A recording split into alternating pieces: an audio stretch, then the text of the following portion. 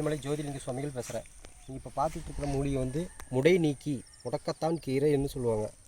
இது வந்து இஞ்சி பூண்டு சின்ன வெங்காயம் இதை வந்து 4 தட்டி போட்டு மிளகு தேவையான அளவு உப்பு தேவையான மஞ்சள் தூள் இது சேர்த்து ரசம் வச்சிட்டோம்னா நோய் எதிர்ப்பு சக்தி அதிகரிக்கும். ரெண்டாவது சளி பிடிக்காது, மூட்டு வலி பிரச்சனை வராது.